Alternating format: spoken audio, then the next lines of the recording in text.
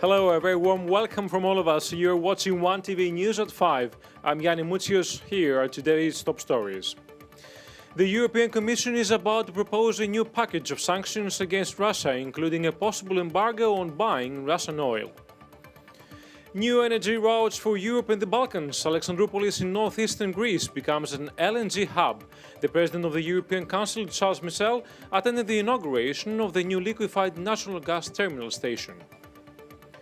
Greece soon to raise Ankara's stance to Western sanctions against Russia with its European Union partners. Video documenting the moment a 26-year-old driver crashed into a car on the hard shoulder lane, causing the death of the 59-year-old driver inside the parked vehicle, goes public.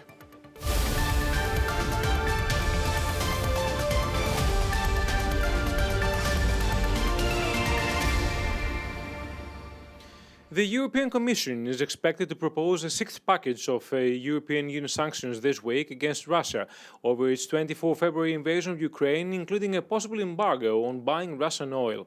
Kiev says Russia's energy exports to Europe, so far largely exempt from international sanctions, are funding the Kremlin war efforts with millions of euros every day. This package should include clear steps to block Russia's revenues from energy resources, Ukrainian President Volodymyr Zelensky said in his nightly video address on Monday. Germany said on Monday it was prepared to back an immediate European Union embargo on Russian oil. Chancellor Olaf Scholz, who has been more cautious than other Western leaders in backing Ukraine, has been under growing pressure to take firmer line.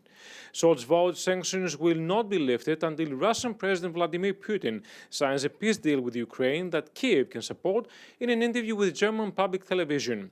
Winning Europe of Russian oil is likely to be easier than reducing dependence on Russian natural gas. Moscow has demanded European customers pay for gas in rubles, which the European Union rejects. Last week, Moscow cut off supplies to Poland and Bulgaria. European Union ministers meeting on Monday warned that complying in full with Moscow's demand for gas payments in rubles would breach existing European Union sanctions. Ambassadors from European Union countries will discuss the proposed oil sanctions when they meet on Wednesday. Now let's take a look at what Mrs. Kadri Simpson, the European Union Commissioner for Energy, said on the issue of payment in rubles for the provision of natural gas from Russia. We have already published our guidance to companies, and the Commission's view and legal analysis is clear that paying in rubles following the full procedure as set out by Russia constitutes a breach of sanctions. But as it was requested today by ministers, we will provide more detailed guidance on what the companies can and what they cannot do within our sanctions framework in the coming days. Coming up next, Greece soon to raise Ankara's stance to Western sanctions against Russia with its European Union partners. The President of the European Council, Charles Michel, is set to attend the inauguration of the new liquefied natural gas terminal station in the city of Alexandroupolis in northeastern Greece on Tuesday, along with the heads of government of Greece, Bulgaria, Serbia and North Macedonia. The floating storage and regasification unit off the coast of the port of Alexandroupolis has attracted intense interest both from countries expected to benefit from it and from the European Union, as well as from energy companies eager to reserve some of its capacity. With a total budget of €363.7 million, the project will constitute of a floating unit where LNG will be received, temporarily stored and regasified, and a system of underwater and land pipelines through which the gas will be made available to the national grid. The Greek government is expected to raise with its European Union partners the issue of Ankara's decision to avoid the implementation of Western sanctions against Russia, according to Euractiv news sources. It's inconceivable that Turkey has managed to escape Western sanctions against Russia, a source close to the matter told Euractiv Greece. Following a two-hour lunch between Greek Prime Minister Kyriakos Mitsotakis and Turkish President Recep Tayyip Erdogan in Istanbul in March, a de-escalation between the two countries was decided in light of Russia's aggression in Ukraine. However, things have taken an unexpected turn, with Turkish fighter jets violating repeatedly Greece's airspace. Greek Ministry of Foreign Affairs has put a halt on the confidence-building talks that aim to maintain communication channels open between the two countries, thus avoiding unilateral moves. Ankara reacted by claiming that Greece was the one who violated Turkish airspace and retaliated to the Greek overflights. Athens has already notified its NATO partners about the latest escalation, however, no further action has been reported so far.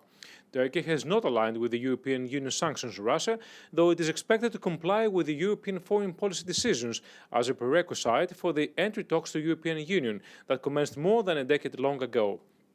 A Turkish president has attempted to reserve a negotiator's roles between Kiev and Moscow in the last few months in pursuit for a favorable stance from both the United States and Russia following the end of the Ukrainian war. Turkish Foreign Minister Mevlut Çavuşoğlu said over the weekend that Erdogan is still trying to organize a meeting between Ukrainian President Volodymyr Zelensky and his Russian counterpart Vladimir Putin.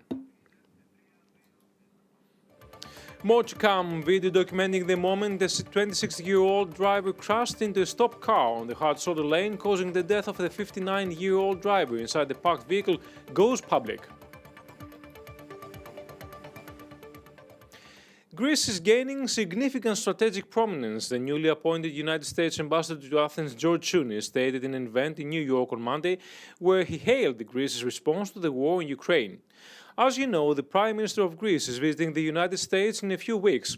I will have the honor of accompanying him to the Oval Office with the President so that Greece and the United States can talk about Ukraine, stability in the region, international affairs, and strengthening relations, Shounis told an event organized in his honor by an association of Greek Americans hailing from his native Platanos in western Greece. There are not many bilateral meetings in the Oval Office these days, he added, referring to the Greek Prime Minister Kyriakos Mitsotakis' planned visit to Washington on May 16th. Greece is gaining significant strategic prominence and it is always on the right side of history, Shounis said. Now, video documenting the moment a 26-year-old driver crashed into a stopped car on the hard-shoulder lane was made public following the death of the 59-year-old driver inside the parked vehicle. The fatal car accident occurred early Sunday morning on the motorway from Volos to Athens, causing the fatal injury of the driver in the hard-shoulder lane and the injury of his wife. The driver of a white Renault Megane drove his car on the right-hand lane of the motorway and deviated from his course, crashing on a blue Ford car parked on the emergency lane. At the time, a 59-year-old man and his wife were on board of the stopped car, attempting to make a phone call. Following the severe crash, the white Megane stopped a few hundred yards away from the accident, and his driver walked out unharmed. The driver of the second car suffered severe injuries and died instantly, whereas his wife suffered minor injuries and was taken to hospital for medical assistance. The driver of the car that caused the fatal accident was arrested by police officers. According to sources, he did not hold a driver's license. That's all from us for now. Next news bulletin at 6 o'clock in Greece. Thank you for watching.